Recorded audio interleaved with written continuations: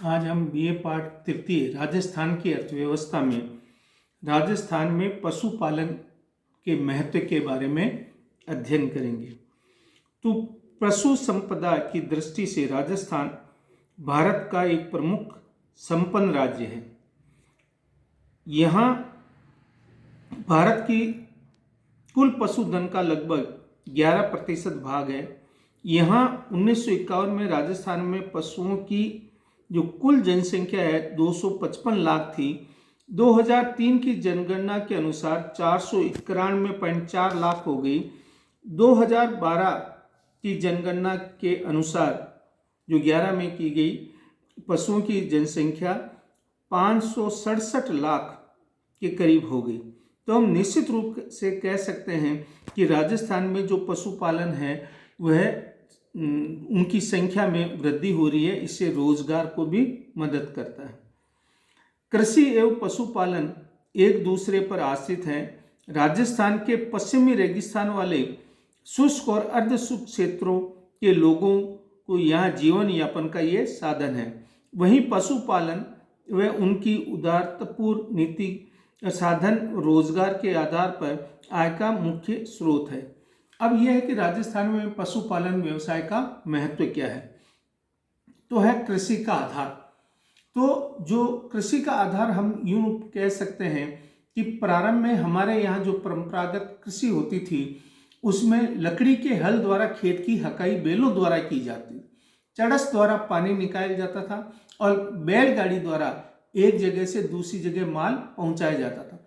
इसी प्रकार पशुपालन व्यवसाय से जो गायों से जो गोबर मिलता था वह खेतों में प्रयोग के रूप में होता था। दूसरा, पशुओं से दूध की प्राप्ति। तो जो राजस्थान है, जो पश्चिमी राजस्थान है, वहाँ के लोगों का जीवन यापन का ही साधन पशुपालन व्यवसाय है। तो जो दूध का उत्पादन होता है यह न केवल हमारे शहरी जनसंख्या की आवश्यकताओं की पूर्ति करता है बल्कि इससे हमें दही, मक्खन, पनीर, घी ये भी प्राप्त होता है। उपजाऊ खाद की पूर्ति।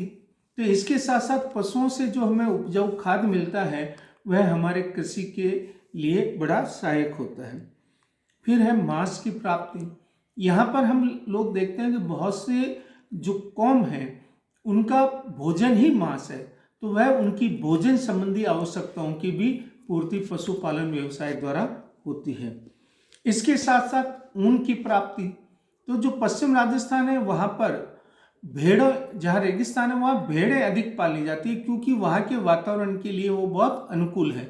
तो जो भेड़ों से हमें जो ऊन प्राप्त होती है उनसे स्वेटर बनाए जाते हैं। तो जो हमारे बर्फीले इलाके हैं, भारत के जो सीमावर्ती क्षेत्र है जैसे जम्मू कश्मीर है या अभी अगर हम देखते हैं कि अरुणाचल प्रदेश है, सियाचिन ग्लेशियर है, यहाँ सैनिकों के लिए जो है वो ऊन बनाई जाती है। भेड़ द्वारा जो ऊन से स्वेटर बनाए जाते हैं वो इतने गर्म होते हैं कि वो ठंडी हवाओं से हमारी सैनिकों की रक्षा करता है। इसके साथ साथ हड्डियाँ और चमड़ा भी प्राप्त होता है पशुपालन से। तो हड्डियाँ खाद बनाने के काम आती है। इसी प्रकार जो चमड़ा है तो चमड़े से बनी हुई अनेक वस्तुएं और जूते बनाने के भी काम आते हैं पशुओं की। इसके साथ साथ परिवहन का साधन।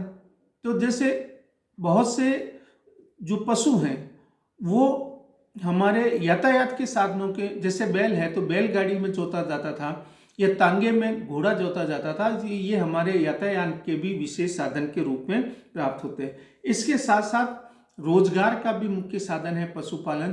तो बहुत से लोगों चारागाह का काम करते हैं, जो पशु चराने का काम करते हैं, इनसे उनको रोजगार प्राप्त होता है।